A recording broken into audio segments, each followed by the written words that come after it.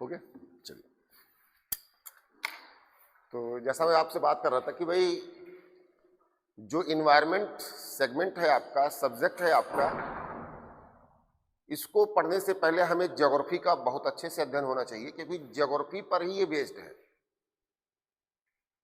जो हमारा environment topic है वो मैक्सिमम अगर हम बात करते हैं तो वो किस पे बेस्ड है? ज्योग्राफी पर।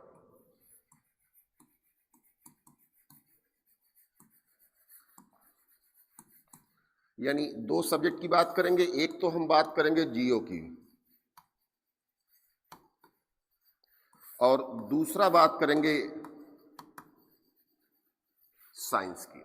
यानी ज्योग्राफी जो हमारा, ये आपका इन्वायरमेंट जो हमारा टॉपिक है, बहुत कुछ ज्योग्राफी पर काउंट करेगा और कुछ मात्रा में आपका, कुछ अमाउंट तक आपका साइंस पर काउंट करेगा। साइंस ऐसा नहीं कि यहाँ पर हम करें कि हाई स्कूल लेवल का साइंस या इंटर लेवल का साइंस, ऐसा नहीं, बहुत बेसिक लेवल का साइंस, जिसको आप नॉर्मली कह सकते हो कि 6th 7th 8th का साइंस। जैसे आपको यहाँ पर जो इन्वायरमेंट को इफेक्टिव करने वाले जो एलिमेंट्स हैं उनको केवल पढ़ना है यहाँ पर उस लेवल पे, बहुत डीप पर जाकर के नहीं पढ़ना है। लेकिन फिर भी अगर हम ज्योग्राफी की बात करते हैं तो जो इन्वायरमेंट हमारा है ये बहुत कुछ ज्योग्राफी से काउंट है, बहुत कुछ ज्योग्राफी से इफेक्टिव है। थोड़ी सी चर्चा करेंगे पहले नॉर्मल की, तो हम आगे इस टॉपिक पर बात करेंगे। जैसे हमने अभी आपसे बात किया कि भाई आजकल ठंडक जो पड़ रहा है इतनी तेजी से, इस ठंडक के पीछे क्या कारण है? क्यों इस साल 2025 में ठंडक तेजी से बढ़ी हुई है, जबकि 2024 में मुझे लगता है इतनी ठंडक नहीं थी। 2024 दिसंबर पूरा बीत गया था, कोई ठंडक नहीं थी। जनवरी 2025 में जाकर के ठंडक हुई थी, और वो भी 15 से 20-25 दिनों के लिए मैक्सिमम। और आप देख रहे हो कि इस बार 30 नवंबर के बाद से ही सर्दियां शुरू हो गई, और 20 दिसंबर के बाद तो फिलहाल मतलब बहुत तेजी से ही। तो मैंने एक छोटा सा क्वेश्चन आप लोगों से किया कि भाई इसके पीछे कारण क्या है, तो इन्होंने आप दो जवाब दिया। पहला वेस्टर्न डिस्टर्बेंस और दूसरा रिटर्निंग मानसून। आप कुछ बताएंगे जी? ला नीनो का इंपैक्ट। चलिए, 3 इंपैक्ट इनका हो गया, आप बताएं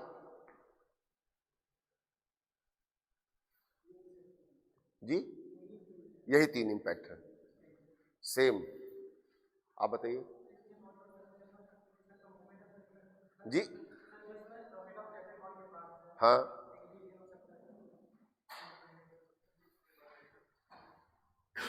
भाई आजकल ठंडियां ज्यादा कुछ महसूस कर रही हैं कि नहीं कर रही हैं?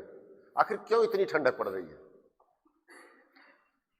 भाई कभी ज्यादा ठंडक, कभी कम ठंडक, कभी गर्मी, ऐसे माहौल आप लोग देख रहे हैं लगातार। तो बस मेरा सिंपल सा एक प्रश्न है कि भाई आखिर ऐसा क्यों हो रहा? चलिए, थोड़ा सा जवाब हम आपको देते हैं। हालांकि ये टॉपिक तो ज्योग्राफी का है, लेकिन फिलहाल जानना जरूरी है, तभी हम आगे इन्वायरमेंट को समझ पाएंगे। हम अगर पूरे अर्थ की बात कर ले, ग्लोबल बात करें, तो आप सभी जानते हो कि एक लाइन आपकी इक्वेटर है, tropic of cancer, tropic of capricorn, फिर यहां आर्कटिक सर्कल और यहां अंटार्कटिक सर्कल। टेम्परेचर के बेस पर ये हमारे लिए बेस का काम करते हैं, आधार काम करते हैं। ये हमें टेम्परेचर को बताते हैं। ये हमारा ट्रॉपिकल जोन है, ये सब ट्रॉपिकल जोन है, और ये फ्रिजिड जोन है। तो सबसे बड़ा टेम्परेचर का इंपैक्ट तो यहां से होता है। लेकिन हमारा प्रश्न इंडियन के कॉन्टेक्स्ट में, या स्पेशली आप बात कर लीजिए यूपी के कॉन्टेक्स्ट में है आज का प्रश्न, तो हम उस पर चर्चा करें। कहीं का भी क्लाइमेट जो होता है, क्लाइमेट को प्रभावित करने वाले जो कारक होते हैं, फैक्टर्स अफेक्टिंग क्लाइमेट जो होते हैं, उनको हम कहते हैं लैंड फॉर्म्स। एक टर्म याद रख लीजिए, मेंस का आंसर लिखने में आपको काम आएगा। कहीं के भी क्लाइमेट को अफेक्टिव जो करता है वो लैंडफॉर्म, एल लैटिट्यूड, ए अल्टीट्यूड, ठीक है ना, एल ए।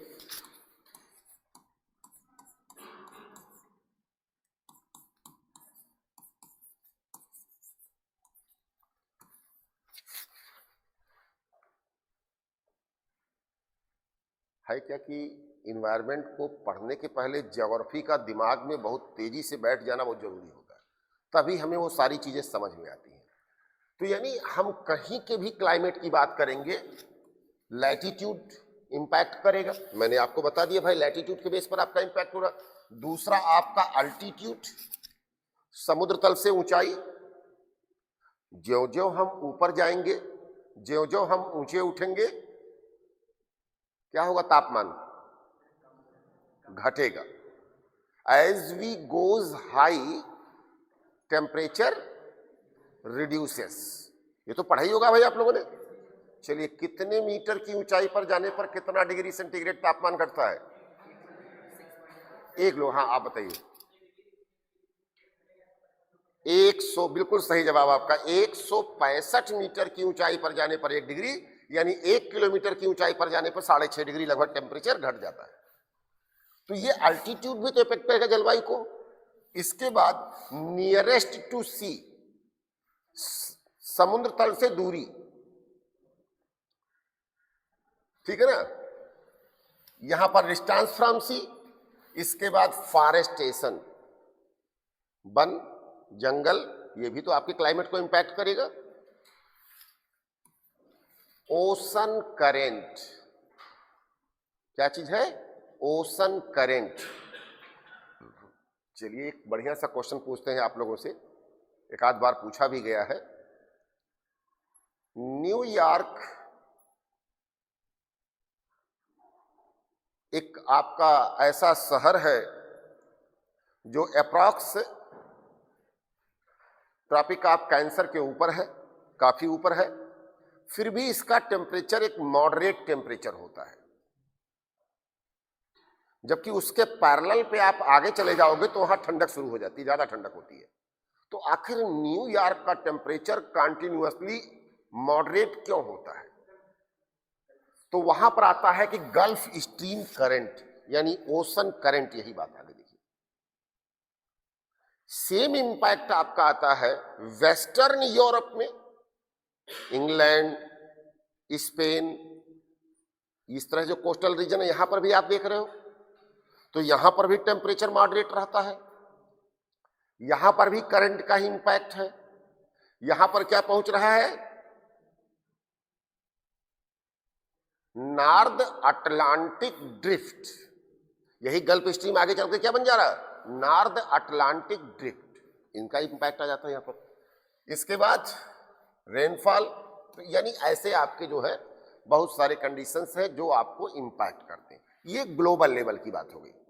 अब जैसा मैंने लास्ट क्वेश्चन बात किया था कि हम यूपी की बात कर रहे हैं, आज की बात कर रहे हैं कि सबसे बड़ा इंपैक्ट क्या है, तो सबसे बड़ा इंपैक्ट आपका ला नीनो है। इसमें ला नीना, यानी कभी पेरू के तट से अल नीनो चलता है और कभी ला नीना चलता है। जब अल नीनो चलता है, वहां से गर्म धारा चलती है वहां से, तो वो इंडियन ओशन के टेम्परेचर को क्या करती है? बढ़ा देती है, और वो हमारे यहाँ के टेम्परेचर को मेंटेन रखती है, घटने नहीं देती है।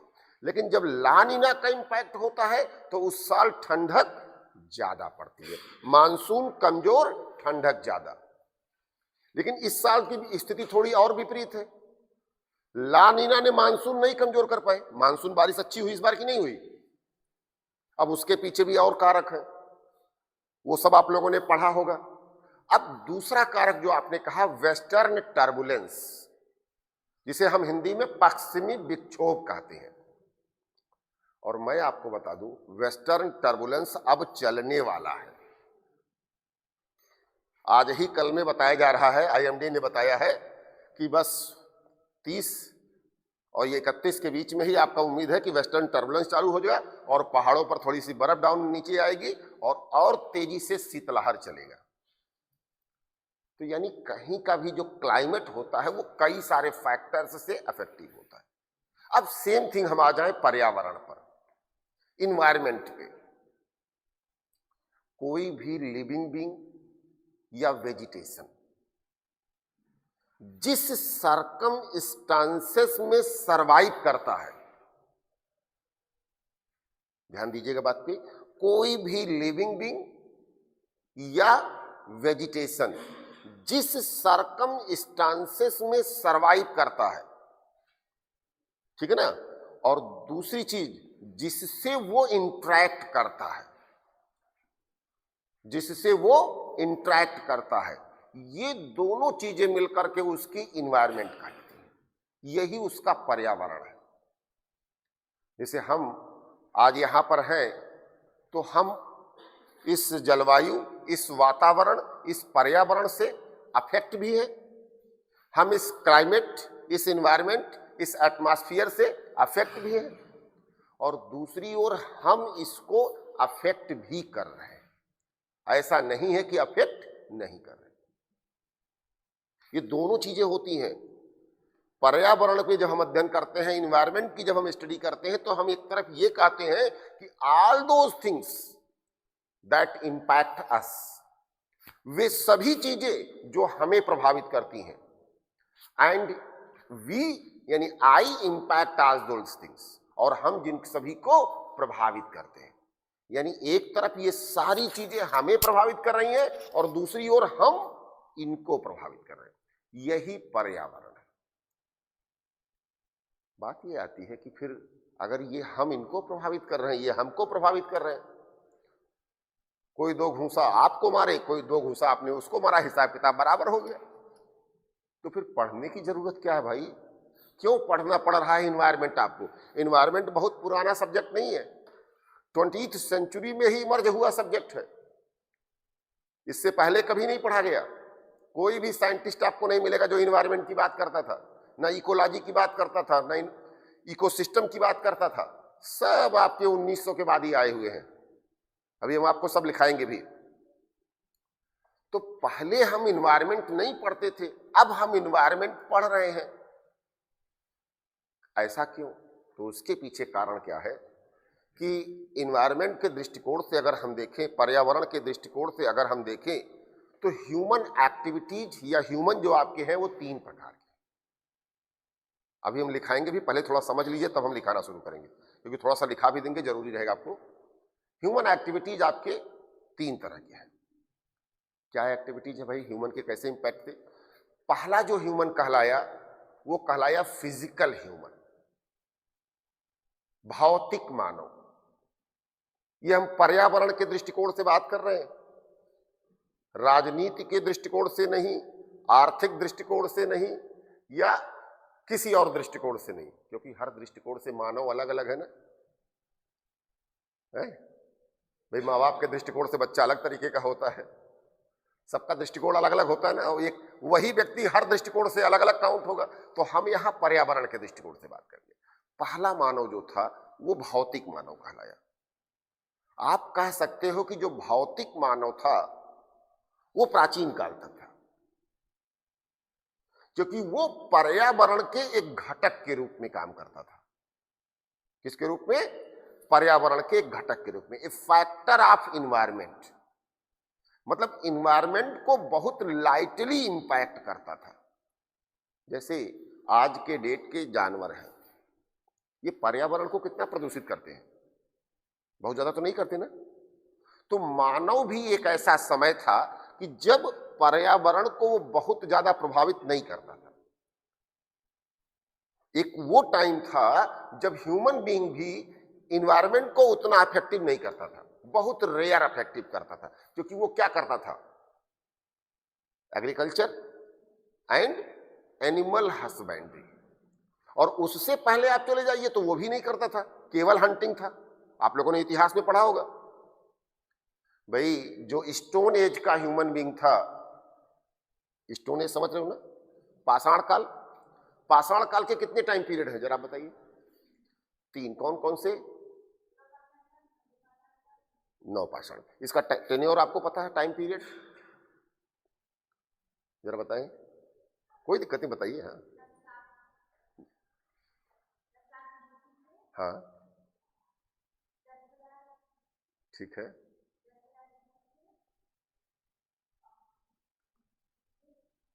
5,000 कर लीजिए, 5253 से माना जाता है। उसके बाद फिर 2020, ठीक है ना, यही ना लगभग, इसके पहले आपका आ गया। आप लोग कहते हो ना कि ह्यूमन बीइंग की ओरिजिन कब हुई थी? आपने geographical history of the world पढ़ा होगा। ह्यूमन बीइंग की ओरिजिन कब हुई थी? प्लीस्टोसीन काल। यही तो कहते हो ना, लास्ट स्टेज पे आपको वहां पे ह्यूमन बीइंग की ओरिजिन हुई। और उसके बाद ये आपका जो आधुनिक काल चला जा रहा है, इस पे आपका जाएगा तो 20 लाख साल पहले हुआ था। लेकिन जो एविडेंस ज्यादा मिल रहे हैं वो 10 लाख साल के बाद से मिल रहे हैं। तो हम कहते हैं कि स्टोन एज जो हमारा था वो 10 लाख साल से पहले से लेकर के 10,000 तक था।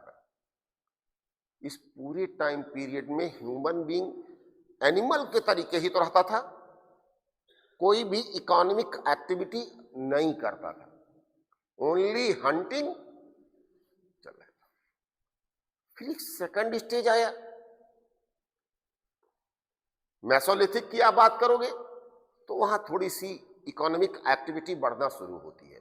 एग्रीकल्चर करता है ह्यूमन बीइंग, एनिमल हस्बेंड्री करता है ह्यूमन बीइंग, ये दोनों शुरू हुई। जब एग्रीकल्चर करता है तो अब ये इन्वायरमेंट को अफेक्ट करना तेजी से शुरू किया। कैसे अफेक्ट करना स्टार्ट किया? इसने क्या किया, जंगल काटना शुरू किया और जंगल काट करके खेत बनाना शुरू कर दिया। तो इन्वायरमेंट को आपने इफेक्ट किया कि नहीं किया? पर्यावरण को नुकसान किया कि नहीं किया? यहां से आपकी ह्यूमन बीइंग की नुकसान शुरू हो रहा। तो यहां से मानव अभी भी कहला रहा है सोशल ह्यूमन, यानी फिजिकल ह्यूमन से टर्न होकर के क्या हो गया, सोशल ह्यूमन। अभी भी वो ऐसा कुछ नहीं नुकसान कर रहा है कि जिसको हम कहें कि बहुत तेजी से नुकसान हो रहा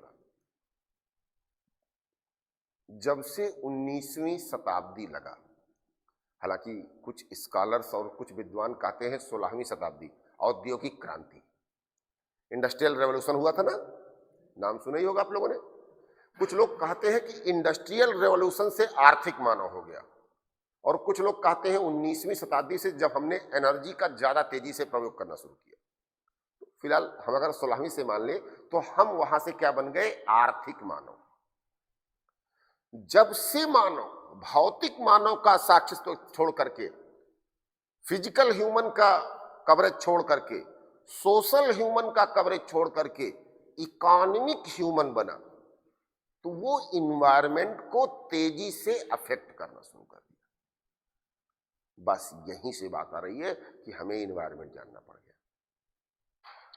अब यहां पर मानव क्या कर रहा है, कोयले को खूब तेजी से जला रहा है, पेट्रोलियम मिला तो खूब तेजी से जला रहा है, एनर्जी को खूब जनरेट कर रहा है, खूब पावर का कंजम्पशन कर रहा है, गाड़ियां चलाना शुरू कर दिया, मोटर चलाना शुरू कर दिया, एसी चलाना शुरू कर दिया। अब आप देख रहे हो, बाकी तो सब आप लोग देख रहे हो।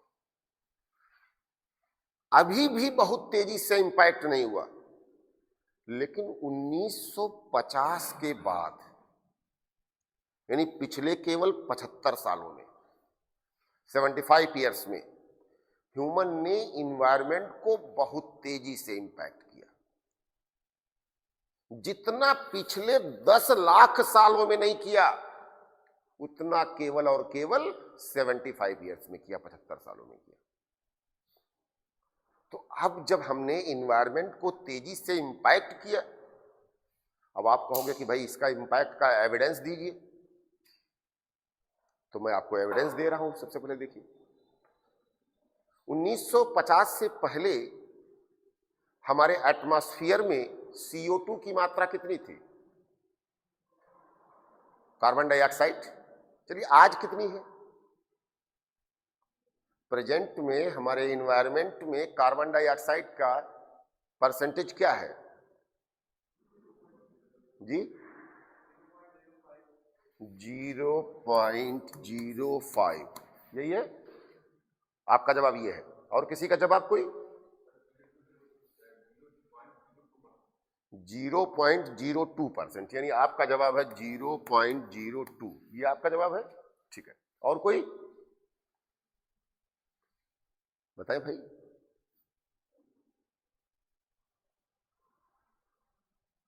कभी गूगल भी कर लिया करिए। चलिए तेजी से स्टार्ट।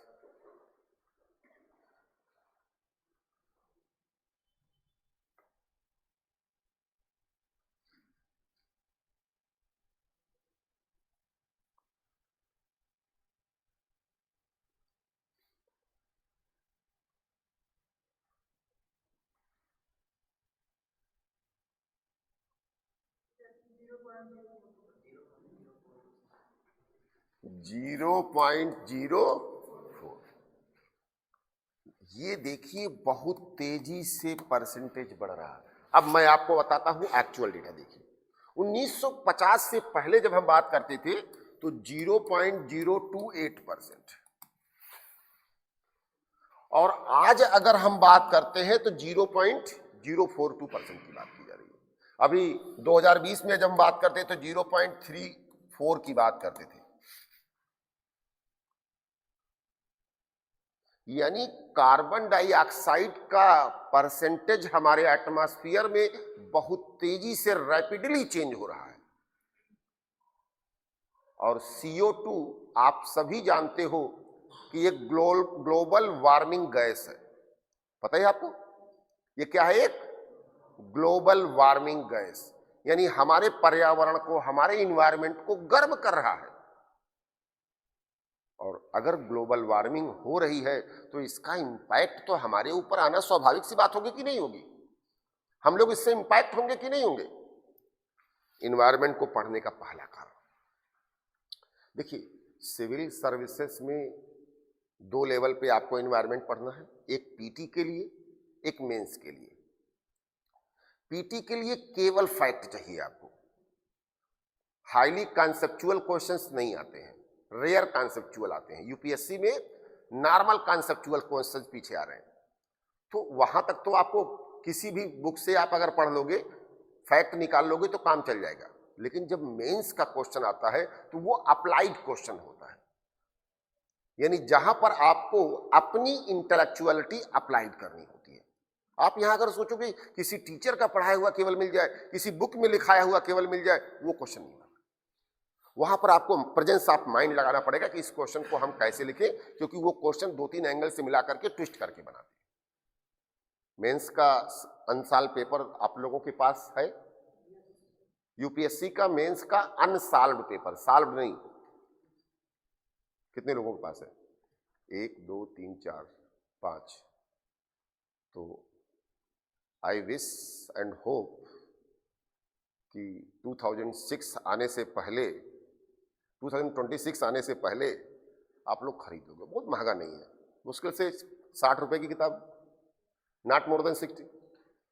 उससे क्या होता है कि जब आप पढ़ते हो तो चैप्टर वाइज पढ़ाई करिए, टॉपिक वाइज पढ़ाई करिए, और आप ये सर्च करिए कि ये टॉपिक जो हम पढ़ रहे हैं, इस टॉपिक से कैसे क्वेश्चंस हमारे एग्जाम में आए हुए हैं।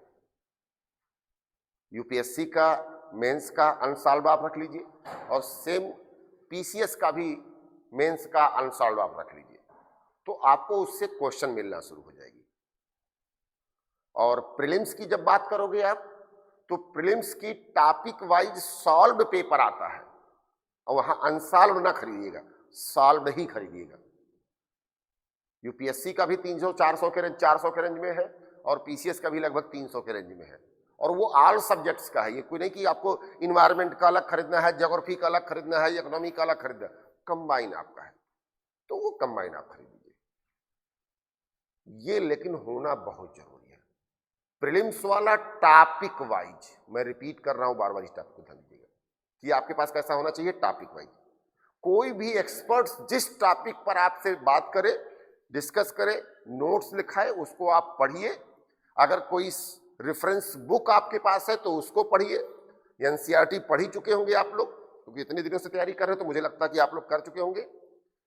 इनको मिला के पढ़ने के बाद आप उस टॉपिक से आए हुए क्वेश्चन सॉल्व करिए। देखिए प्रीलिम्स का क्वेश्चन आप सॉल्व कर ले रहे हो कि नहीं कर ले रहे हो? अगर सॉल्व कर ले रहे हैं आप, तो फिर घबराने की कोई जरूरत नहीं है, चिंता की कोई बात नहीं है, क्योंकि आपको आंसर फिर पता है।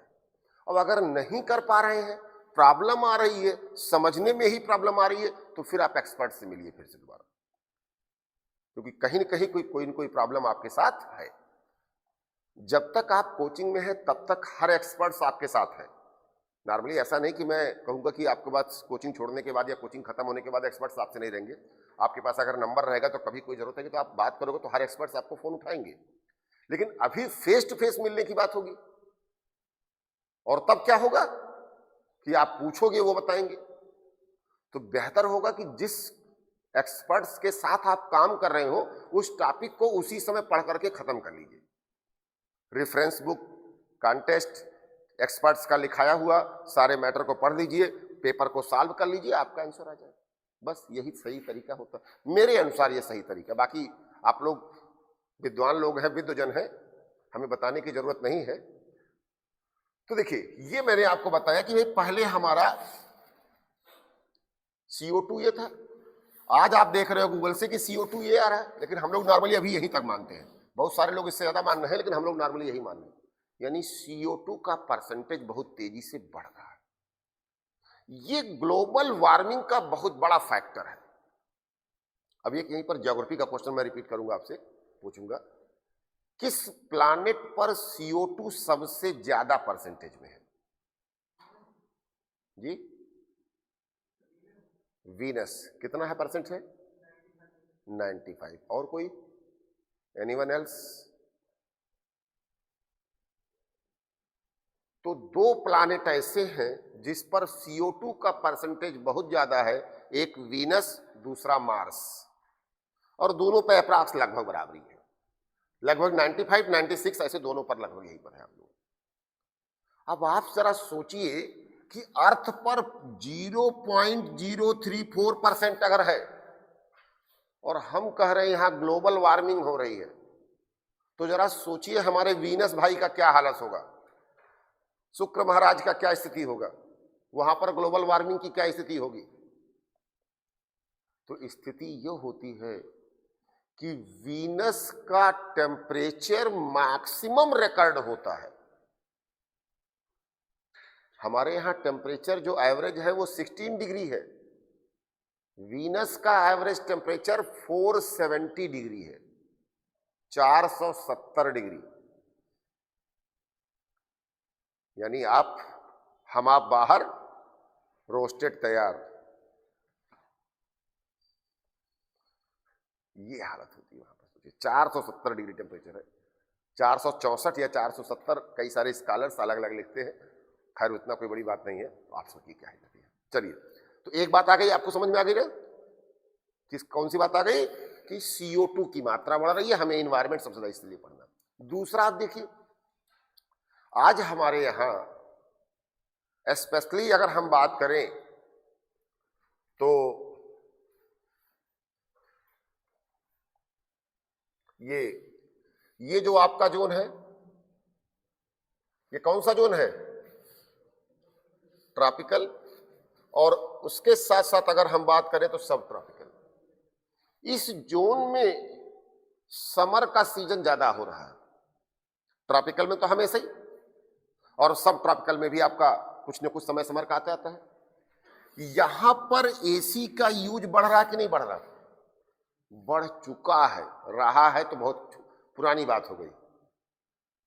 आज जो हाईटेक सिटीज है, सड़क छोड़कर हर जगह AC लगा हुआ है। Indoor cool, outdoor warm. जो गर्मी है बढ़ा रही है। यानी हम अपने सिटी का, हम अपने एरिया का टेम्परेचर अपने आप बढ़ा रहे कि नहीं बढ़ा रहे? हम CFC निकाल रहे कि नहीं निकाल रहे? क्लोरोफ्लोरोकार्बन एमिट्स कर रहे हैं कि नहीं कर रहे?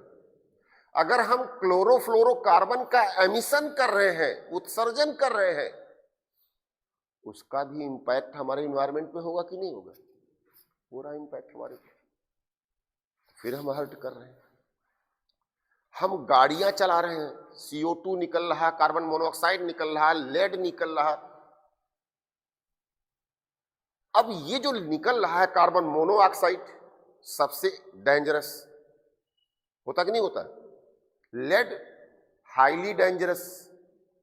जो गाड़ियों से लेड निकलता है, अब तो बंद हो गया, नहीं 20 साल पहले एक सीजन आया था कि जब लेडेड पेट्रोल जारी होना शुरू किया था, यानी पेट्रोल में 5% लेड मिला के, 4% तक लेड मिला के डालते थे। 2% से शुरू किए, बाद में कहीं कहीं 5% तक किए। और उससे क्या था कि लेड आने से नॉकिंग बढ़ता था। वो कार्बोरेटर चलता है ना, गाड़ी के इंजन में एक कार्बोरेटर होता है ना, तो वो पेट्रोल से ही चलता है।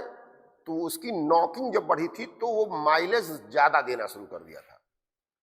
माइलेज तो वो ज्यादा दिया, लेकिन जब लेड का स्मोक लोगों के नाक में गया तो फेफड़े में गया तो कैंसरस बन गया। बनेगा ही बनेगा भाई। अब आप सांस लोगे तो धुआं तो रोक नहीं पाओगे, जाएगा जाएगा आपके पास। इसने नुकसान किया, मोनोऑक्साइड ने नुकसान किया।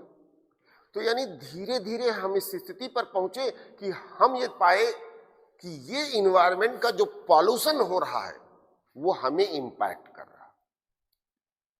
और हमें अगर इंपैक्ट कर रहा है तो हमें अब दो चीजों से काम करना है, कैसे इससे बचा जाए और दूसरा कैसे इसे घटाया जाए।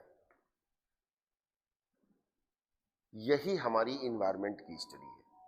हम पूरे इन्वायरमेंट की स्टडी को अगर हम टॉपिक में बात करें तो हम कौन कौन से टॉपिक पर आपसे बात करेंगे? इन्वायरमेंट क्या है, ह्यूमन इन्वायरमेंट रिलेशंस क्या है, इन्वायरमेंट के फैक्टर्स क्या है, इन्वायरमेंट के टाइप कितने हैं, यानी हम इन्वायरमेंट को पढ़ेंगे। एक टॉपिक पहला। दूसरा टॉपिक जो पढ़ेंगे वो इकोलॉजी पढ़ेंगे। क्या पढ़ेंगे? इकोलॉजी। और इकोलॉजी से ही जुड़ा हुआ इसका तीसरा टॉपिक है इकोसिस्टम, यानी एक पारिस्थितिकी पढ़ेंगे और दूसरा पारिस्थितिकी तंत्र। पीसीएस में, आरओ में, ऐसे एग्जाम में बहुत आता है क्वेश्चन। इकोलॉजी की डेफिनेशन किसने दिया था, कोई बताएगा?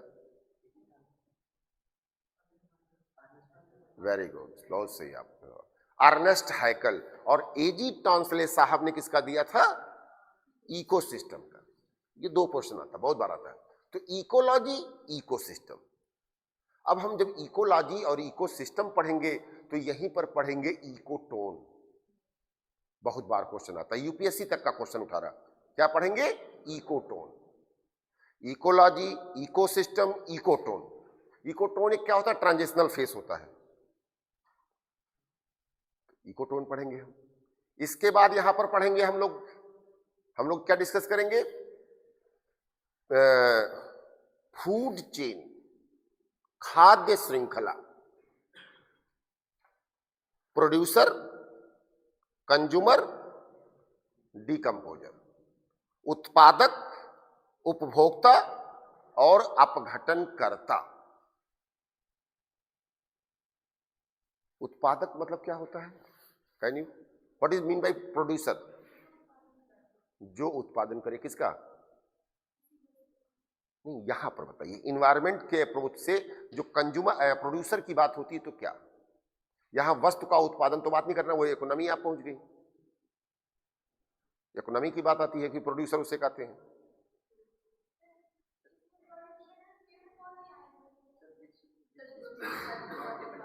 जी,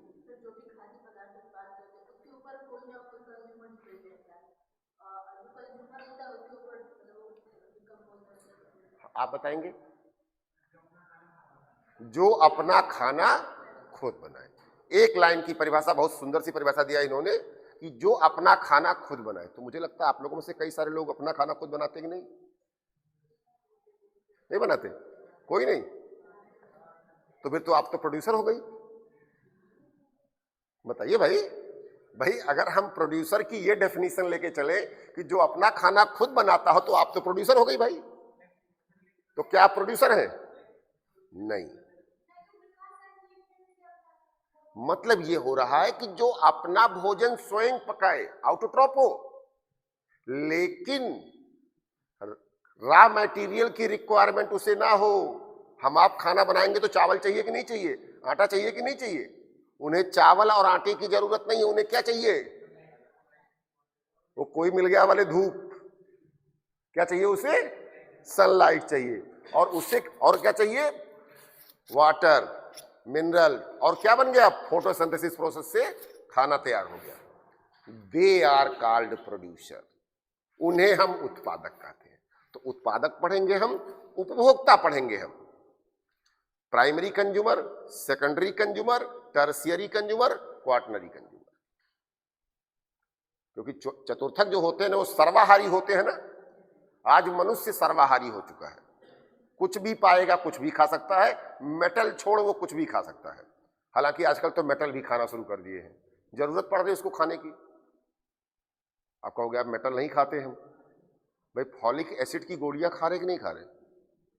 फॉलिक एसिड की गोलियों में क्या होता है? आयरन, बिल्कुल सही जवाब। तो भाई लोहा खा रहे हो कि नहीं खा रहे हो आप? हैं?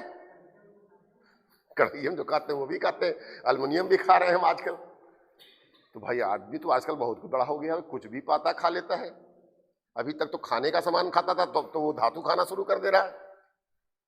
चलिए, तो यानी वो क्या हो जाता है, सर्वाहारी होगा। तो हम इसको पढ़ेंगे। अब इसके बाद एक टॉपिक आपको आएगा, पिरामिड। पिरामिड यानी ऊर्जा का फ्लो होता है। जितना प्राइमरी कंज्यूमर प्रोड्यूसर प्रोड्यूस करता है वो कहा जाता है उसका एनर्जी कंज्यूमर में। प्राइमरी कंज्यूमर, फिर सेकेंडरी कंज्यूमर, फिर टर्शियरी, ऐसी जगह, और फिर अपघटन करता।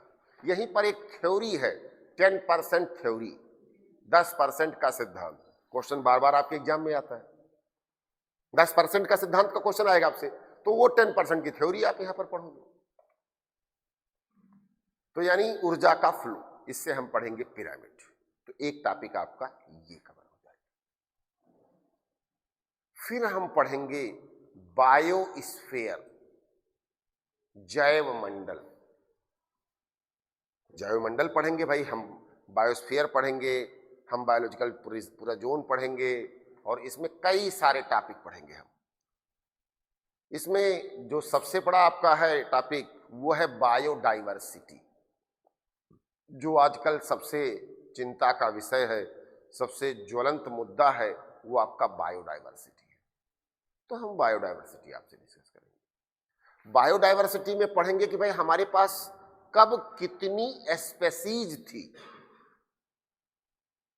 क्योंकि बहुत सारी स्पेसीज एक्सटिंक्ट हो चुकी हैं, गायब हो चुकी हैं, और बहुत सारी स्पेसीज गायब होने के कगार पे पहुंच गई हैं, यानी गायब होने वाली है। तो हम मानव जाति का ये सबसे बड़ी जिम्मेवारी है कि हम प्रकृति के संतुलन के लिए, इकोलॉजिकल इम्बैलेंस के लिए, उन गायब होने वाली प्रजातियां, जो हमारी विलुप्त के कगार पे होने वाली प्रजातियां हैं, उनको हम बचाने का प्रयास करें।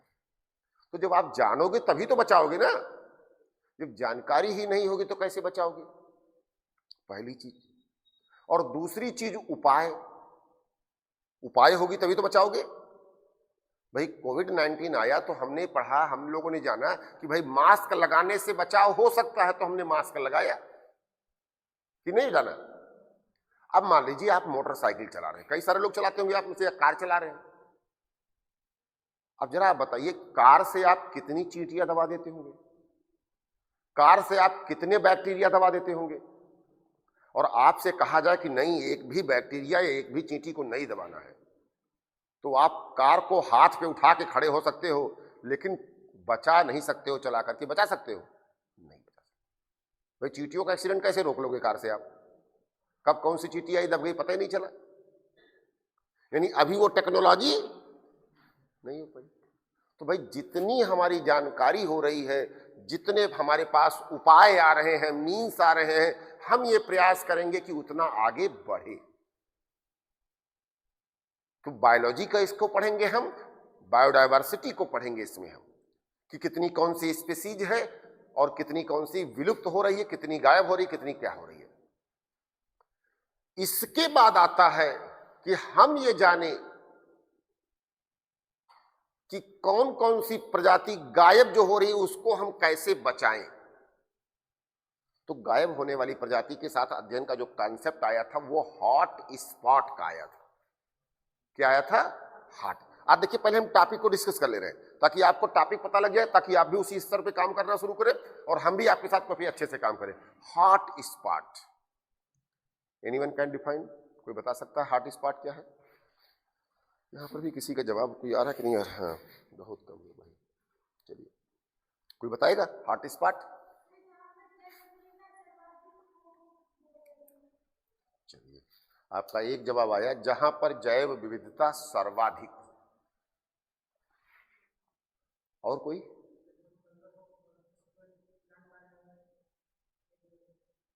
ठीक है, आपका पहला जवाब बिल्कुल सही है, 100%। जरा इसमें एक लाइन और जोड़िए। देखिए, अगर कहीं पर भी जी, हाँ, अब जरा समझिए, देखिए दो चीजें ऐसे देखिए तैयार होता कंटेंट। एक है बायोडायवर्सिटी, जहां बहुत ज्यादा डाइवर्सिटी हो, वो क्या होगा? बायोडायवर्सिटी। जहां सबसे ज्यादा स्पेसीज होंगे वो जैव विविधता वाला क्षेत्र होगा, बायोडायवर्सिटी होगा।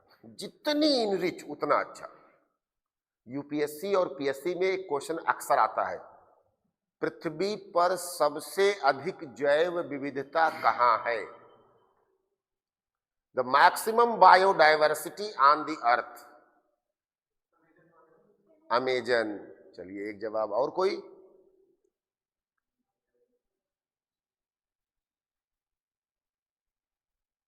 रेनफॉल फॉरेस्ट, सीधा सा जवाब याद रखिएगा। अत्यधिक वर्षा वन, जहां सबसे अधिक वर्षा होगी वहीं पर, तो अमेजन उसी में आएगा। रेनफॉल फॉरेस्ट पहला ऑप्शन होता है। दूसरा ऑप्शन होता है कोरल रीफ। बहुत बेहतरीन, बहुत खूबसूरत कोरल रीफ की दुनिया है। कभी एक बार आप देखोगे तो आपको लगेगा वास्तव में बहुत जबरदस्त। कोरल रीफ का इमेज आप लोगों ने देखा कि नहीं देखा? बहुत सुंदर। मतलब आप अगर एक बार देखोगे तो लगेगा कि यहीं रहे, यहां से बाहर कहीं नहीं आए।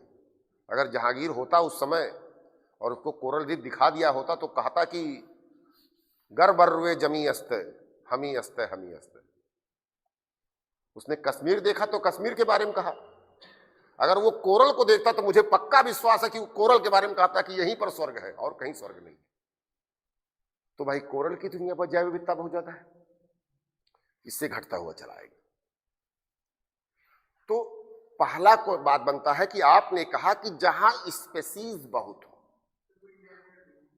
अब बता रहे हैं, अब देखिए, अब यहीं पर हम ट्विस्ट करेंगे। क्या ट्विस्ट करेंगे? क्या हमने आपसे पूछा था?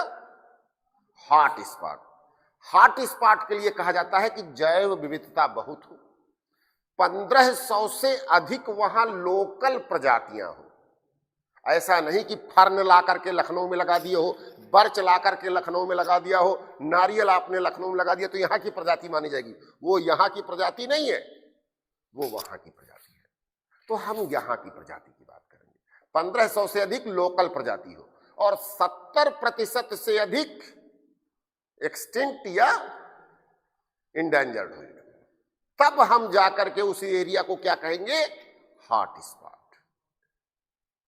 देखिए, परिभाषा किसी की भी तैयार करनी है बहुत एग्जैक्ट। गिनी चुनी परिभाषाएं आपको पर्यावरण में पढ़नी है।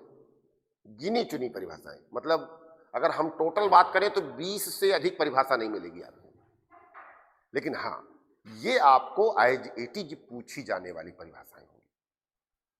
बार बार आपको क्वेश्चन में आएंगे तो उनको आपको उसी लेवल पे तैयार करना होगा। तो हम एकदम एग्जैक्ट होकर के बात करेंगे कि भाई क्या परिभाषा आ रही है और कहां से कैसे क्वेश्चंस बन रहे हैं। तो हम हॉट स्पॉट की बात करेंगे। अब चलिए, यहीं पर एक और बढ़िया सा क्वेश्चन आपसे बात कर लें। इंडिया में कितने हॉट स्पॉट हैं? 4। कौन कौन से? पश्चिमी क्या? पश्चिमी घाट, पूर्वी हिमालय, इंडो बर्मा, सुंडालैंड। अब क्वेश्चन यहां बनेगा कि सबसे बड़ा क्षेत्र कौन सा है? पश्चिमी घाट। सबसे छोटा? Indo Burma. इंडो बर्मा बहुत कम है भारत में, ठीक है। तो हम लोग हॉट स्पॉट पर चर्चा करेंगे। दुनिया के हॉट स्पॉट, भारत के हॉट स्पॉट, कैसे क्या खास बात है, इन पर चर्चा करेंगे। फिर इसके बाद क्या बढ़ेंगे हम लोग? जब हॉट स्पॉट हो जाएगा तो अब बात आती है कि भाई हम कह रहे हैं कि भाई ये जैव विविधता उच्च वाले क्षेत्र थे, अब बहुत कम हो रहा है, तो इनका कंजर्वेशन कैसे किया जाए? क्या पढ़ना है हमें? आपको कंजर्वेशन, इनका संरक्षण पढ़ना होगा। तो कैसे इनको कंजर्व किया जाए, कैसे इनका कंजर्वेशन किया जाए? इसके लिए दो उपाय हैं, दो प्रकार के उपाय हैं, इन सीटू कंजर्वेशन और दूसरा एक्स सीटू कंजर्वेशन, स्वस्थाने बाह्य स्थाने, दोनों हम लोग बात करेंगे, उपाय सब पढ़ेंगे हम लोग बात में। और यहां पर आपको डेटा लेटेस्ट अपडेट करना होगा, यहां सबसे जरूरी होता है डेटा। सिविल सर्विसेज के स्टूडेंट्स को डेटा बहुत मायने लगाता है, जितना आम आदमी को बेटा उतना ही सिविल सर्विसेज में डेटा। उनका बेटा खो जाए तो उन्हें दिक्कत होगी, और हमारा डेटा खो जाए, हमारा मतलब आपका, अब तो हम बाहर हो गए हैं, तो डेटा आपके लिए बहुत जरूरी है। जैसे अगर हम आपसे बात करें थी कैसे डेटा, अब इन सीटू कंजर्वेशन में आप पढ़ोगे national park, biosphere reserve, wild life sanctuaries, Ramsar संधि यानी वेटलैंड्स। बार बार आपके पीछे इसमें क्वेश्चन आ रहा है, भारत में कितने वेटलैंड्स हैं, इन यूपी में कितने वेटलैंड्स हैं, अभी लेटेस्ट कौन सा ऐड किया गया? आएगा क्वेश्चन, नहीं आएगा? सीधे सीधे नंबर्स। भारत में कितने नेशनल पार्क हैं, मार्च 2025 तक लिस्टेड हो चुके हैं, उन्हीं को लेकर के आपको चलना है। तो नेशनल पार्क, कौन से नेशनल पार्क किस राज्य में है, यहां से भी क्वेश्चन कई बार आता मैथ्स द कॉलम का। हालांकि बहुत दिन हो गया ये क्वेश्चन अब कम आ रहा है, 6-7 साल से 8 साल से हम ये क्वेश्चन नहीं देख रहे हैं, लेकिन हम कह दें कि आप नहीं पढ़ोगे, ऐसा नहीं। जो जितने साल ना आए उसकी इंपॉर्टेंस उतनी ज्यादा बढ़ती है, यहां पर ये भी ध्यान दीजिएगा। जो जितने साल नहीं आएगा उसकी इंपॉर्टेंस उतनी ज्यादा बढ़ जा रही है, क्योंकि कभी भी आ जाएगा, हो सकता है उस चैप्टर से 2-2, 3-3 क्वेश्चन आ जाए। तो मैथ्स द कॉलम करके आएगा, पढ़ोगे आप आराम से, कोई दिक्कत नहीं। 117 है, कोई बहुत ज्यादा तो है नहीं। तो नेशनल पार्क पढ़ेंगे, वाइल्ड लाइफ सेंचुरी पढ़ेंगे, बर्ड सेंचुरी पढ़ेंगे। बार बार आपके पीसीएस में क्वेश्चन आता है,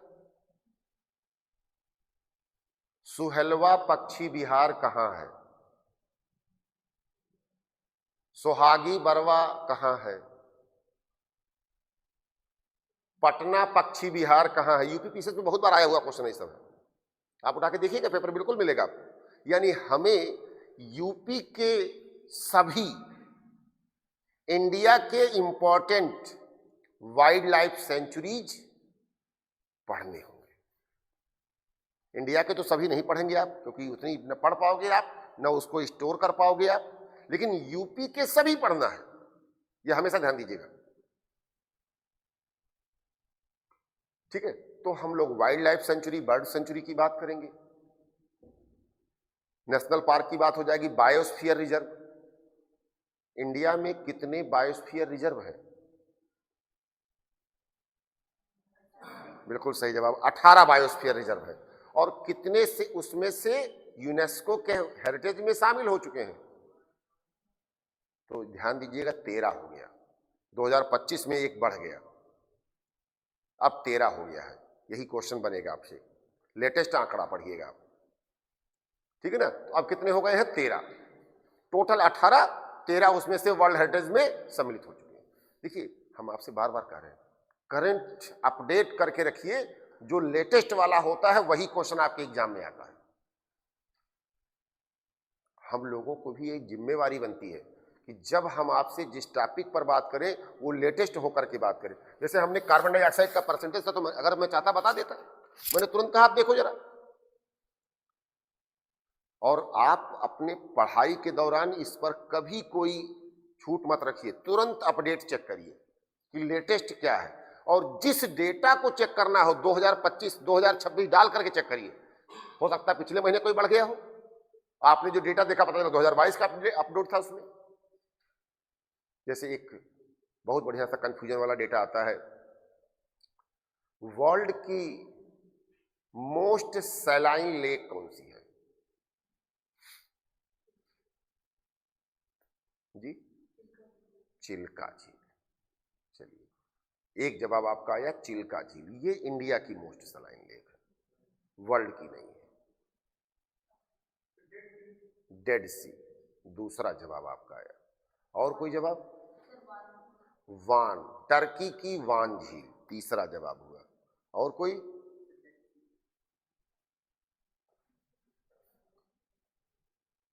अब देखिए, अब यहां से शुरू हो रहा खेला, ममता बनर्जी का खेला शुरू होता है ना, तो यहां से खेला शुरू हो रहा है। कैसा खेला भाई? आपने कहा चिल्का, चिल्का की सैलिनिटी 100 से कम है। आपने कहा डेड सी, डेड सी की सैलिनिटी 200 के आसपास में है। और जो मोस्ट सलाइन है यानी हाइपर सैलाइन लेक है, उनकी सैलिनिटी 400 से ज्यादा है। कितने से ज्यादा है? 400, 430, 435, 437, इतनी परसेंटेज है सैलिनिटी की। यानी 1 किलो पानी निकालिए, उसको खौलाइए, 440 ग्राम नमक तैयार है। पैसिफिक की सैलिनिटी है केवल 35%, अटलांटिक की और इंडियन की सैलिनिटी है 36%, और हाइपर सैलाइन की सैलिनिटी है 437%, 435%। तो यानी आपको हाइपर सैलाइन पढ़ना होगा। अब कहां से मिलेगी लिस्ट आपको? आप जाएंगे list of hyper saline lakes in the world, तो आपको एक विकिपीडिया की लिस्ट मिलेगी, और उस विकिपीडिया की लिस्ट में इस समय जो मोस्ट सलाइन लेक है वो लेक एल्टन है। चेक करिए आप, देखिए लेक एल्टन।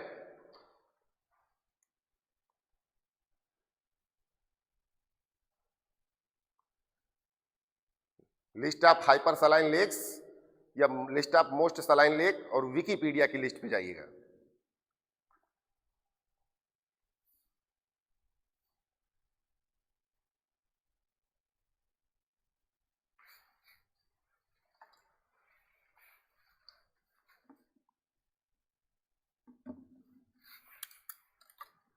मिला?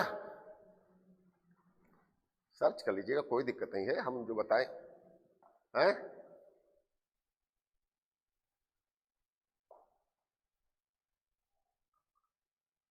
हे ईश्वर, नहीं मिला? क्या बात है भाई, कैसे नहीं मिलेगा यार? चलिए, हमने क्या आपने क्या type most hyper, hyper saline lake, या मोस्ट मत डालिए, यहां पर डालिए, बता रहे हैं आपको।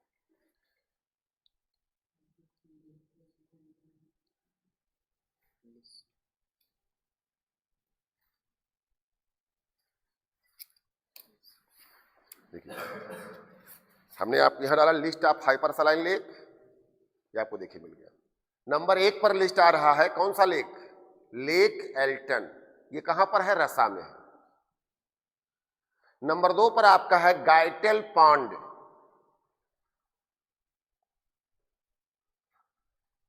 ठीक। और नंबर 3 पर आता है यहां पर डॉन जुआंग पॉन्ड।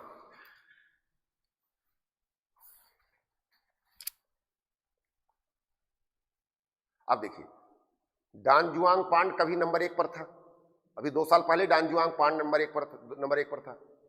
पिछले साल यानी 2024 शुरुआत में आप बात करोगे तो गाइटल पॉन्ड नंबर 1 पर था। अब इस बार लेक एल्टन नंबर 1 पर है।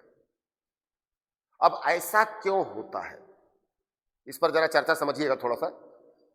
कारण सहित आपको जानना जरूरी होता, तब आपके दिमाग में रुकता है। समझिएगा, झील है, झील में 2 चीजें बढ़ सकती हैं, या तो सैलिनिटी बढ़ेगा या तो पानी घटेगा। पानी घट गया, परसेंटेज बढ़ गया। ऐसा होगा कि नहीं होगा? पानी घट गया, परसेंटेज बढ़ गया, और पानी बढ़ गया तो परसेंटेज घट गया। ये हर साल के लिए इसीलिए अलग अलग आंकड़े होते हैं। अब आपने पढ़ा, किताब में पढ़ लिया कि भाई डेड सी दुनिया की सर्वाधिक लवणता वाली झील है। आज के पहले, जब कभी बहुत पहले 10 साल 15 साल पहले कब यूपीपीसीएस में क्वेश्चन आया हुआ है तो डेड सी तक का आया था, टर्की की वान झील तक की आई थी। अब इधर अगर कभी क्वेश्चन आया है तो डॉन जुआंग पॉन्ड का भी क्वेश्चन आ चुका है। यानी आपको आंकड़े हमेशा अपडेट करने होंगे। किसी के भी डेटा हो, मिनरल प्रोडक्शन की बात कर लीजिए, अगर खनिज उत्पादन की बात करिए तो हर साल कहां का डाला आता कि नहीं आता है? वर्ल्ड मिनरल ईयर बुक आती है, पढ़ना होगा आपको। भाई आप लोग से जो कहा जाता है कि कोचिंग क्लास या जैसे आप बैठे हैं, क्यों जरूरत होती है? क्योंकि हम लोग सारे आंकड़े कलेक्ट करके तब ला करके आपको देते हैं। आप वही चीज अलग अलग करोगे तो अलग अलग सबको लेबर ज्यादा होगा। तो हम केवल एक काम करते हैं, आपके वर्कलोड को रिड्यूस कर देते हैं, आपके काम को नहीं रिड्यूस करते, काम तो आप ही को करना है। बस ये तक कि अब रेडी टू फूड हमने आपको कर दिया। एक खाना आजकल चल रहा है ना, रेडी टू फूड, बताइए भाई, यानी रेडी टू खाना तैयार है, खाने को डालिए भगोने में, गर्म करिए, खा लीजिए, यही तो होता है ना। और एक होता है पूरा खाना प्रोसेस करके बनाना। तो हम लोग क्या कर रहे हैं, आपके लिए रेडी टू फूड तैयार कर दिए हैं, यानी कलेक्ट करके ला करके डेटा आपको दे रहे हैं और आप बढ़िए याद कर लीजिए, बात खत्म हो गई। पूरी किताब आपको पढ़ने की जरूरत नहीं पड़ रही, लेकिन याद आपको ही करना है, हमारे याद करने से आपका सिलेक्शन नहीं। चलिए आगे बात करते हैं। तो यानी यहां पर जब हम बात करेंगे in situ ex situ conservation की, तो in situ ex situ conservation में हर एक डेटा को हम बहुत अच्छे से पढ़ेंगे। तो अभी हमने एक्स सीटू कंजर्वेशन की बात किया, इन सीटू कंजर्वेशन के एग्जांपल जरा बता दीजिए, एक या दो। Sacred groups ex situ, in situ का कंजर्वेशन हो गया, इन सीटू का हो गया, ठीक है ना। एक्स सीटू का पूछा मैंने, हाँ, चिड़ियाघर यानी जू, चिड़ियाघर यानी जू।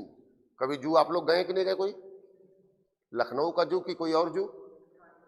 केवल लखनऊ का, कानपुर जू, और कोई? इंडिया का सबसे बड़ा जू कौन सा है? भले सिंपल क्वेश्चन आ जाए कि इंडिया का सबसे बड़ा जू कौन सा है? इंडिया का सबसे बड़ा जू कोलकाता का है। याद, यही आंकड़े हैं, यही तरीका है। आपको कहां का है? कोलकाता का। तो जू आपका एक एग्जांपल हो गया, और कोई इसके अलावा कोई और एग्जांपल?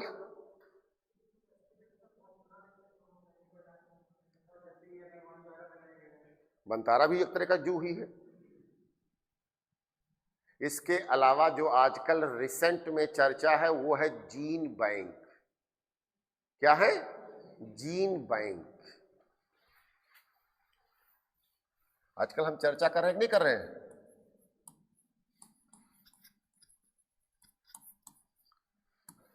एक चर्चा आपकी चल रही है जीन बैंक की, यानी जीन कंजर्वेशन कर रहे हैं, जीन प्रिजर्वेशन कर रहे हैं। दूसरा आपको पढ़ना है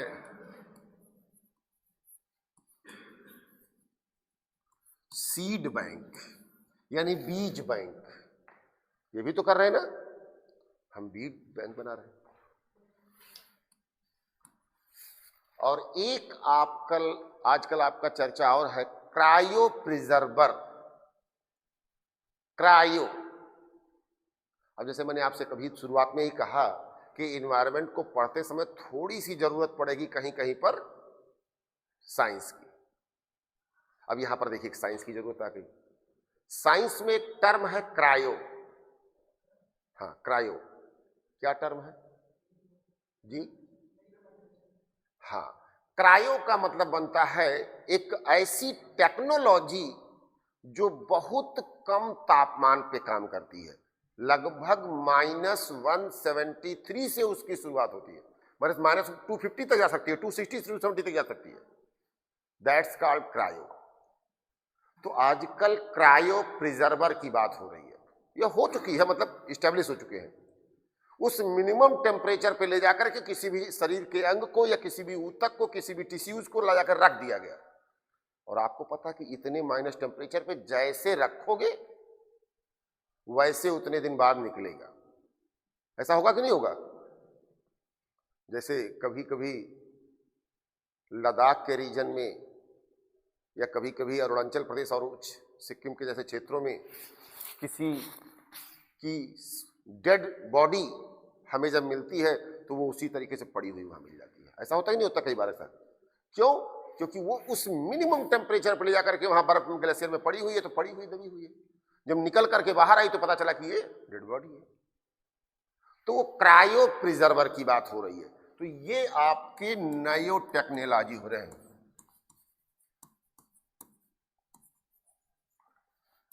ये आज के लेटेस्ट कुछ नई चीजें हैं जहां पर आपको पढ़ना है। यानी एक तो जू पढ़ना ही पढ़ना है, वो तो है ही है, पुराना हो गया, लेकिन ये आपके पढ़ने होंगे। जीन बैंक कहां कहां पर है इंडिया में, सीड बैंक कहां कहां पर है इंडिया में, और कौन कौन से क्रायो प्रिजर्वर पे हम काम करें। बार बार क्वेश्चन आपका आ चुका है। चलिए इस छोटी सी बात करते हैं। इनमें से एक लखनऊ में है,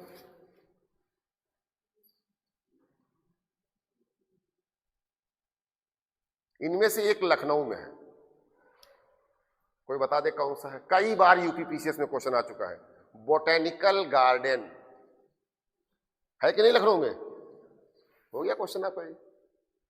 और क्या है दूसरा लखनऊ में?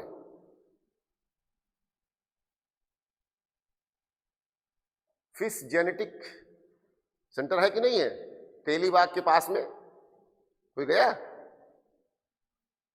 जहां पुराना जेल रोड है उसी से तेलीबाग वाले रोड पर मुड़िए, जस्ट वहीं पर आपका है फिश जेनेटिक सेंटर आपका है।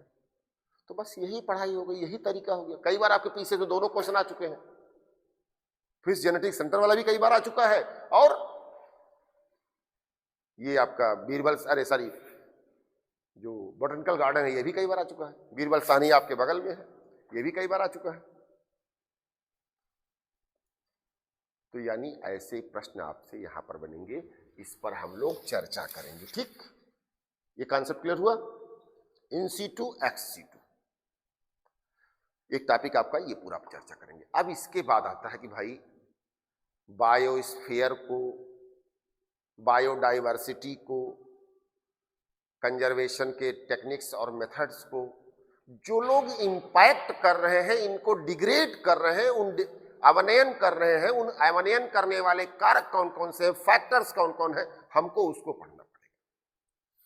और उनमें जो सबसे मेजर फैक्टर आपको पढ़ना है वो है पॉल्यूशन। क्या पढ़ना होगा? प्रदूषण।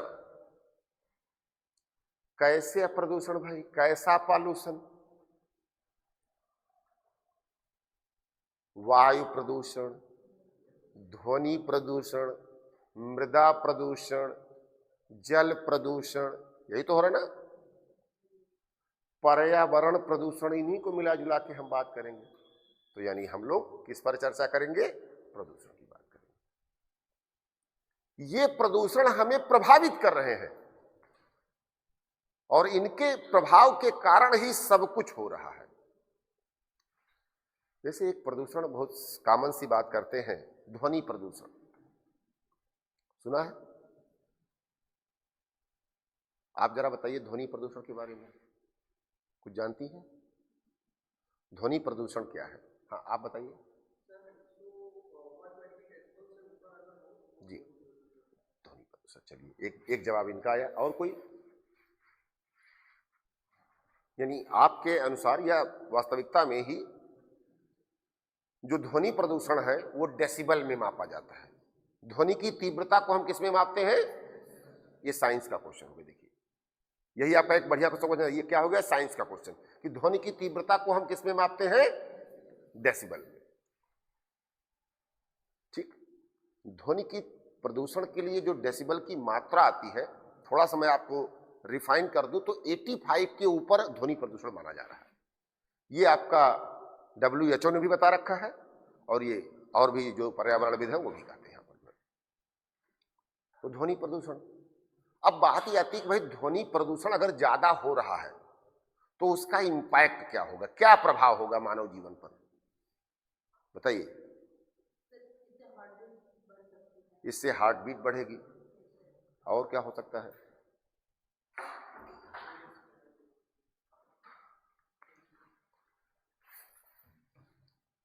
इससे हार्ट बीट बढ़ जाएगी भाई, और क्या होगा जी?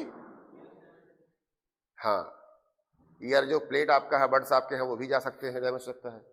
दूसरा, मानसिक बीमारी हो सकती है, अनिद्रा, डिप्रेशन, ऐसे तमाम बीमारियां होंगी नहीं होंगी।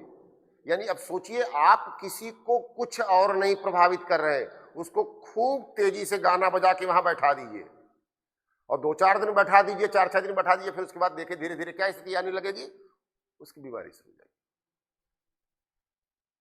और अगर बहुत तेज, यानी अब हार्ट की बात आएगी। कहते हैं ना कि जो हमारी ऑडिबिलिटी है, सुनने की क्षमता है, ऑडिबिलिटी बोलते हैं उसको, जो हमारी ऑडिबिलिटी है वो कितनी से कितने तक ही है। मानव के सुनने की क्षमता कितने हर्ट्ज से लेकर कितने हर्ट्ज तक होती है?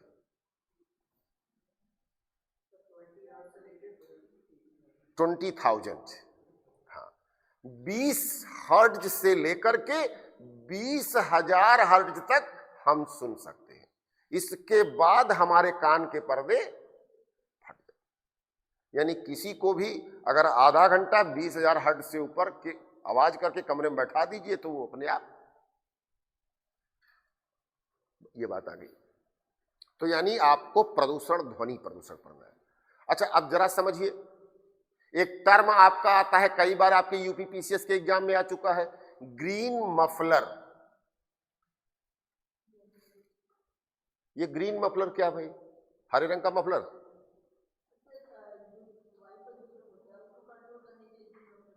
तो क्या करते हैं आप ग्रीन मफलर में?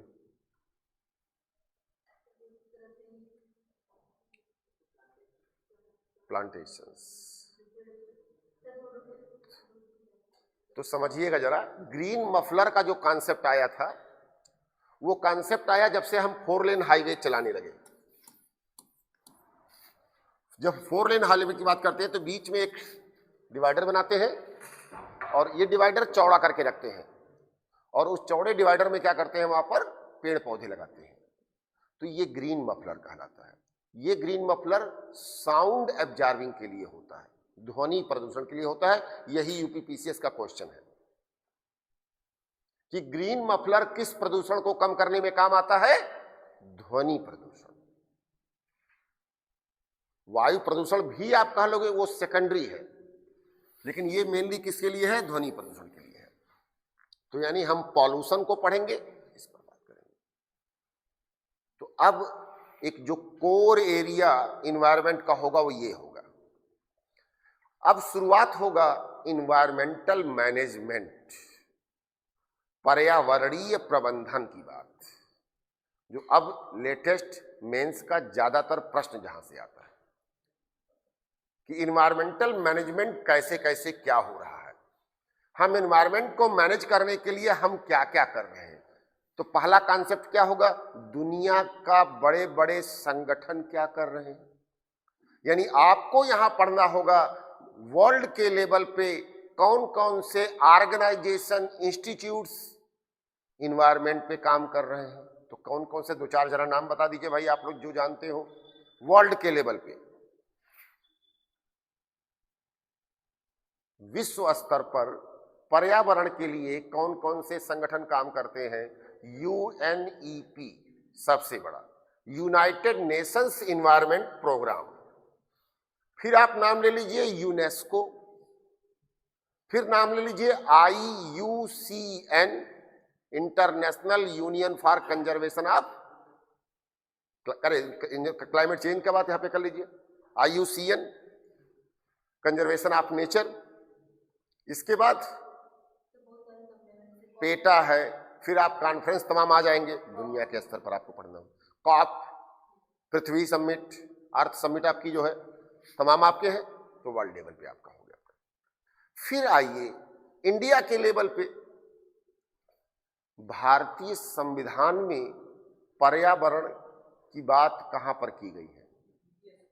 DPSP। कहां पर? आर्टिकल 48 में हो गया। फंडामेंटल ड्यूटीज में बात की गई है, आर्टिकल 51G, 51AG। पहले ए लगाइए ना, फिर जी। देखिए बड़ा एग्जैक्ट लगाओ, जरा सी जल्दबाजी कर दोगे तुरंत स्लिप करके बात खत्म हो गई। आपने गोला बना दिया तो गए काम से। अक्सर कई बार यही होता है, आपको लगाना 51AG और आपने लगा दिया 51G, आपने देखा, कहा बहुत बढ़िया हमको मिल गया, काम खत्म है, अब तो बढ़िया, पक्का हमारा सही है। वो पता चला पक्का गलत हो गया। ऐसा तो होता बहुत ज्यादा। तो ओवर स्पीड मत रखिए, मॉडरेट स्पीड को लेकर के चलिए। तो यानी यहां पर कॉन्स्टिट्यूशन की बात हो गई। दूसरे स्तर पर तो आएंगे, डिपार्टमेंट की बात हो जाएगी। भाई हमारे यहां भारत सरकार पर्यावरण मंत्रालय बना के रखी है, विभाग बना के रखा है, एक नंबर ऑफ कर्मचारी वहां पर काम करें पूरे भारत के पर्यावरण के लिए। राज्य सरकारों में भी है। 42वें संविधान संशोधन से पहले पर्यावरण राज्य सूची का विषय था। 42वें संशोधन के बाद पर्यावरण समवर्ती सूची का विषय बन गया। देखिए, बहुत अच्छी सी जानकारी आपको रखनी होगी। वो ऊपर से तैरने वाला खाली नहीं, डीप जा करके एकदम, ताकि कुछ भी पूछो हम बताने में सक्षम है। ये तरीका आपको करना होगा। तो हम वहां पर इन्वायरमेंटल मैनेजमेंट की बात करेंगे आपसे। अब इसके बाद बहुत सारे अधिनियम आया कि नहीं आया? पर्यावरण संरक्षण अधिनियम, वन्य जीव संरक्षण अधिनियम, तमाम आपके अधिनियम आए। बहुत सारे कार्यक्रम आए, यह आ रहे हैं, उनको भी आपको पढ़ना होगा। अभी आपका आ रहा भाई कार्यक्रम चल रहा है भाई डॉल्फिन, बहुत सारे प्रोजेक्ट चल रहे हैं। एक प्रोजेक्ट था, प्रोजेक्ट थामिन, नाम सुना है आप लोगों ने? थामिन।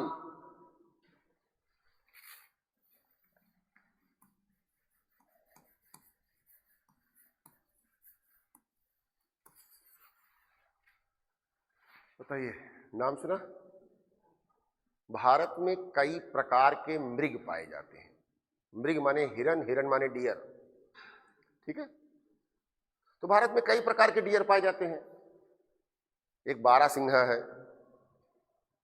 नाम सुना होगा। एक कस्तूरी मृग है, मस्क डियर। एक हंगुल डियर है। एक वो काला हिरन है जो सलमान भाई फंसा दिया। कौन सा हिरन था वो? है? काला हिरन। फिर एक उसी प्रकार की है थामिन हिरन। ये कहां पाई जाती है? मणिपुर में। जरा समझिएगा, मणिपुर में एक झील है लोकटक झील। उस लोकटक झील पर एक फ्लोटिंग नेशनल पार्क है, केवलाम जाओ, और उस पर 17 की संख्या केवल बची थी थामिन मृग की। फिर भारत सरकार ने थामिन बचाओ परियोजना शुरू किया, यानी थामिन परियोजना शुरू किया। आज जाकर के उनकी संख्या 100 से प्लस हो गई है। यानी हमें हर एक लेवल पे, इसी तरीके से project tiger, project elephant, project crocodile, तमाम प्रोजेक्ट चला रही भारत सरकार। तो भारत सरकार के बहुत सारे कार्यक्रम, बहुत सारे प्रोजेक्ट्स जो इन जानवरों को बचाने के लिए चलाए जा रहे हैं, उनको भी हमें देखना होगा। प्रोजेक्ट टार्टॉइस भी तो चल रहा है, कछुआ बचाओ। कहां पे? Gahirmatha, Gahirmatha national park, Odisha. Project crocodile, ये भी आपका ओडिशा में ही है, चंबल में भी है, लखनऊ में भी है। लखनऊ है कि नहीं है? ये वाला कहां पे है? कुकरैल में है। यानी हमें पूरी जानकारी ऐसे रखनी है, कहां पर क्या स्थित है। इतना मुझे उम्मीद है कि अगर इतना आप पढ़ लोगे पर्यावरण में, इतनी टॉपिक अगर हम लोग कवर अप कर लेंगे, तो आने वाला क्वेश्चन ऊपर वाला अगर चाहेगा तो आप कर लोगे। हमारे आपके चाहने से फिर मैं कहता हूं भाई कुछ नहीं होता, सब कुछ उसी के हाथ में है। लास्ट में मैं उसी के हाथ को सौंप देता हूं। पढ़ना हमारे हाथ में है, मेहनत करना हमारे हाथ में है, आपके हाथ में है। हम आप मिल करके ये प्रयास करें कि जिस विधि से जैसे भी क्वेश्चन आए उसको पढ़ें और फिर हम आगे काम करें। क्लियर? आगे बढ़े। अब 2-4 लाइन लिख लिए, ताकि स्त्री गणेश तो हो ही जाए कम से कम लिखने की। ज्यादा नहीं लिख पाएंगे, 1 ही 2 लाइन लिख पाएंगे, लेकिन लिख लीजिए आप। क्या टाइम हो गया है? थोड़ा समय बचा होगा ना, 10 मिनट, ठीक, कोई बात नहीं। चलिए, समझ में तो आ रहा कि नहीं आ रहा, पहले ये बता दीजिए। कहीं कोई दिक्कत हो रही तो बता दीजिए पहले, ठीक है ना? मेरा उद्देश्य रहेगा कि हम आपसे वो सारे विषय पर, सारे टॉपिक पर, उस लेवल पर आकर के चर्चा कर ले जहां पर आपकी जितनी जरूरत है। चलिए अब लिखिए पर्यावरण।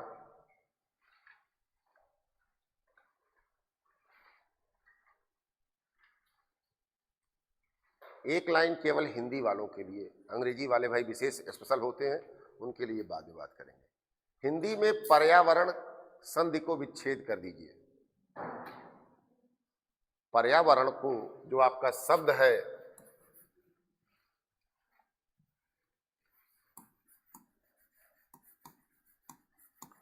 इस पर्यावरण शब्द को संधि विच्छेद कर दीजिए भाई।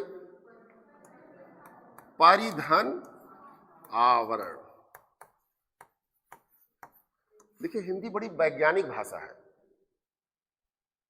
अब इन्वायरमेंट को संधि विच्छेद करो, क्या करोगे? करते रहो वहीं पर, ना संधि होगा ना विच्छेद होगा। कम से कम हिंदी इतनी वैज्ञानिक है, हम संधि विच्छेद तो कर लेते हैं, तोड़ करके समझ तो जाते हैं। यानी परि चारों ओर और आवरण मतलब घिरा हुआ। एक लाइन में इसकी परिभाषा लिखिए। किसी जीव अथवा वनस्पति के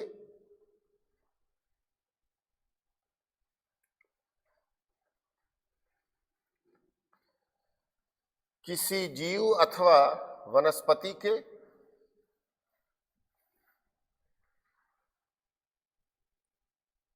चारों ओर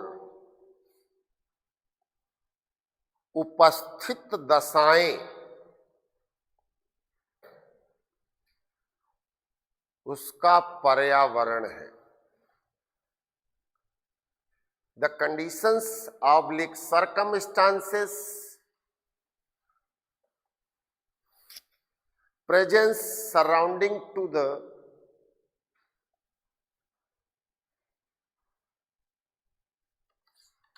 living being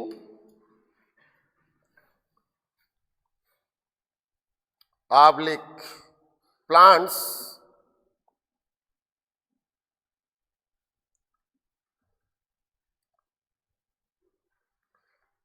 is called environment।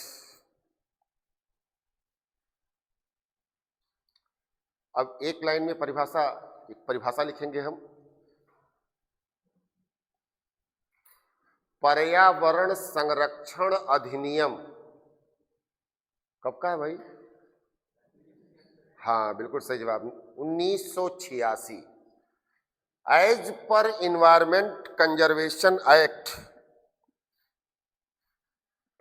1986।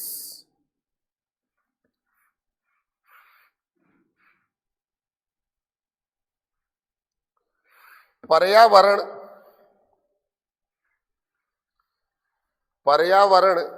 किसी जीव के चारों ओर, पर्यावरण किसी जीव के चारों ओर घिरे भौतिक एवं जैविक दशाएं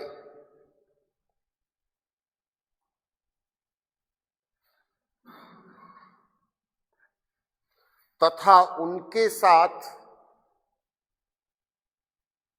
अंतःक्रिया के रूप में जाना जाता है।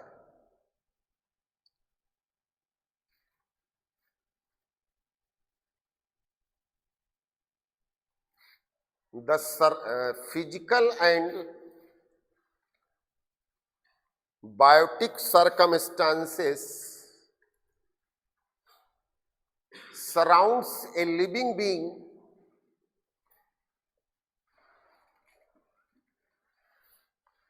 and interactions between them is called environment। यानी किसी जीव के जो चारों ओर भौतिक और जैविक दशाएं हैं, चाहे वो भौतिक हो चाहे जैविक हो, दोनों पर्यावरण में इंक्लूड होती हैं, उन्हें हम पर्यावरण कहते हैं। अब लिख लीजिए जरा सा एक लाइन और यहीं पर। पर्यावरण के घटक, कंपोनेंट्स ऑफ इन्वायरमेंट। पर्यावरण के घटक, कौन कौन से कंपोनेंट्स हैं भाई पर्यावरण के?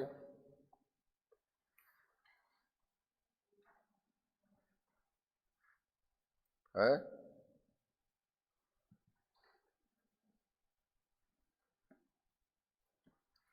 तो पर्यावरण के घटक सबसे पहले लिखिए भौतिक घटक, फिजिकल कंपोनेंट्स।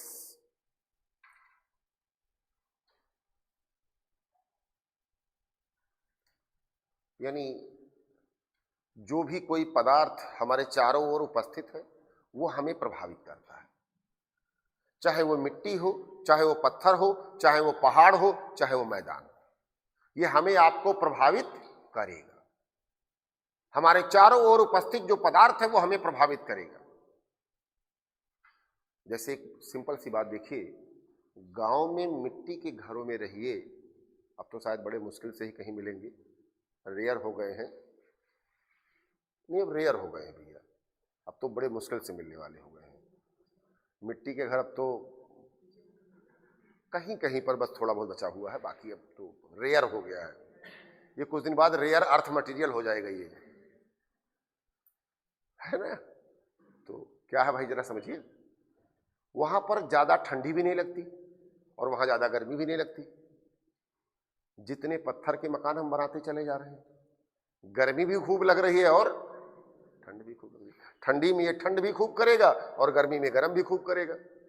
ऐसा है कि नहीं है भाई? सूर्य की प्रचंड गर्मी हो रही हो, 47 डिग्री का टेम्परेचर हो जाए, चप्पल उतार दीजिए, मिट्टी में आप आराम से चलेंगे, आपको कोई दिक्कत ज्यादा महसूस नहीं होगी। हल्का फुल्का गर्म तो महसूस होना ही होना है, लेकिन पत्थर पर अगर धूप की रोशनी, धूप पड़ गई है तो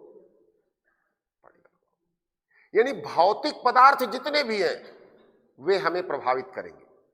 तो एक पहला घटक आपका होगा भौतिक पदार्थ का। अभी इसका एक्सप्लेन भी हम करा देंगे, आपको लिखाएंगे थोड़ा सा जो है।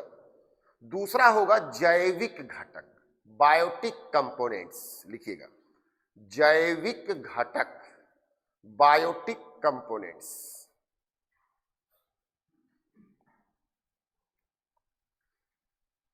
अब जनरली जो किताब वाले लिखते हैं वो दो ही घटक लिखते हैं,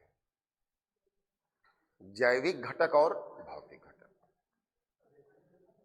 अजैविक में तो ही आपका जैविक हो जाएगा, भौतिक वाला अजैविक हो गया। ये भौतिक जो आपका है वो अजैविक है, लेकिन हमारे हिसाब से हमें प्रभावित करने वाला एक और घटक है, सामाजिक घटक।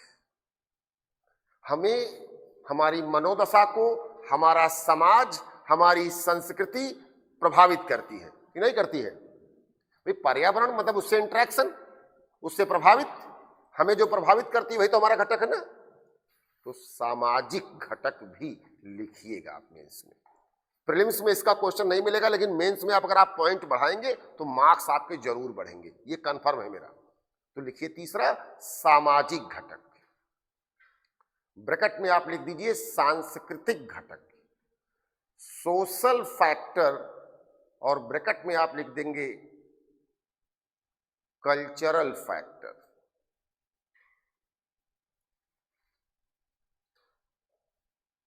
जरा सोचिए और विचार करिए कभी आप जो है, हमारा समाज, हमारी संस्कृति, हमारा खान पान, वेशभूषा, ये सब हमारे पर्यावरण से गवर्न होता है कि नहीं गवर्न होता है?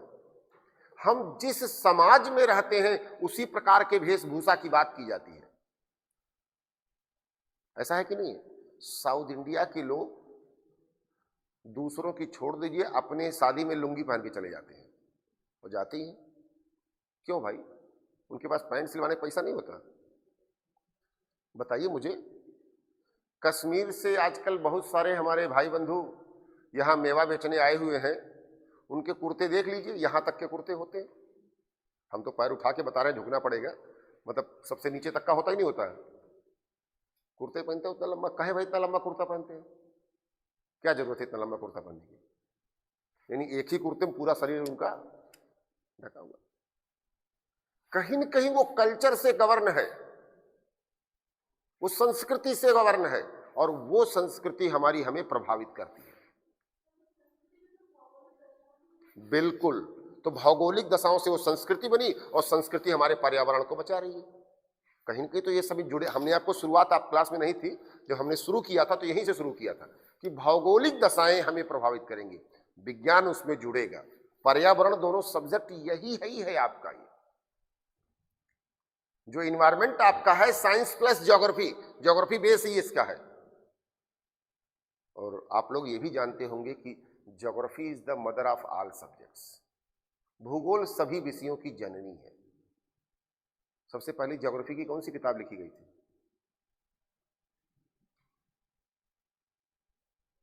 ओल्डेस्ट बुक ऑफ ज्योग्राफी, क्योंकि आप लोग उसका नाम बहुत अच्छे से पढ़े हुए हैं, बताएं। Oldest book of geography Rigveda. Rigveda को अगर हम धार्मिक ग्रंथ ना माने, अगर इसको हम भौगोलिक देखें तो नदियों का उल्लेख है, पर्वतों का उल्लेख है, ग्रहों का उल्लेख है, तो क्या हो जाएगा वह? वही अभी हमारे माननीय सर्वोच्च न्यायालय का फैसला आया है कि गीता कोई धार्मिक पुस्तक नहीं है। भाई एक हम विज्ञान पढ़ेंगे, दूसरा हम धर्म पढ़ेंगे, तो हम नॉर्मली तो हम विज्ञान की बात करेंगे ना। तो उन्होंने क्या कहा कि गीता एक फिलासफिकल किताब है। हम भी मान लिया, भाई हमारा सर्वोच्च न्यायालय कह रहा है, जो हमारे संविधान का संरक्षक है, तो अगर वो कह रहे हैं तुमको मानना पड़ेगा। संविधान की अवहेलना तो हम कर नहीं सकते और सर्वोच्च न्यायालय की अवहेलना तो हम कर नहीं सकते। तो अगर हम यही पर बात करें, गीता को अगर हम धर्म से हटा के बात करें तो कैसा हो जाएगा? वो ज्योग्राफी का विषय हो जाएगा। हालांकि हिकाइटियस साहब ने जो सबसे पहली किताब लिखी है उसी को आप भूगोल का जनक कहते हो ना, हिकाइटियस को। और कौन सी किताब लिखी थी हिकाइटियस ने? कॉस्मोस, जेस्पेरियाड्स लिखी थी उन्होंने। और उसके बाद इरेस्टथनीज का नाम आता है, व्यवस्थित भूगोल का जनक इरेस्टथनीज। तो उन्होंने कौन सी लिखी थी? ज्योग्राफी का। तो यानी वो सब आप पढ़ेंगे। तो हम उस एंगल पे ना जाए तो वहां पर आपको यही मिलेगा कि ज्योग्राफी बेस है हमारा और इन्वायरमेंट उसका आगे बढ़ेगा। तो एक और भौतिक घटक, फिजिकल कंपोनेंट्स, ये सबसे पहला और सबसे मेजर है, क्योंकि इसी के आधार पर हम आगे सारी बातें करेंगे। तो फिजिकल कंपोनेंट से अब हम नेक्स्ट क्लास आपकी शुरू करेंगे यहाँ पर, जो ठीक है ना, यहीं से पढ़ना शुरू करिएगा। और किताब अगर आप लोग कोई सा भी अगर आप चाहें तो ले सकते हैं। यूपीएससी के लेवल पर चाहे राजनारायण सर की ले लीजिए, चाहे शंकर आईएएस की ले लीजिए, कुछ भी ले लीजिए, एक आध किताब जरूर होल्ड रखिए, तो उससे कम बनेगा आपका। हमारा पर्यावरण नाम की एक एनसीईआरटी भी तो आती है, तो उसको भी रेफरेंस कर लीजिए। और बेसिक थोड़ा बहुत तो नोट्स हम आपको प्रॉपर हम देख ही देंगे, नहीं होगा फिर मैटर दे देंगे आपको, ठीक ना। चलिए, आज ज़्यादा नहीं लिख पाया, बाकी इसके आगे बात करेंगे। समझ में तो आ रहा है सबको? No doubt.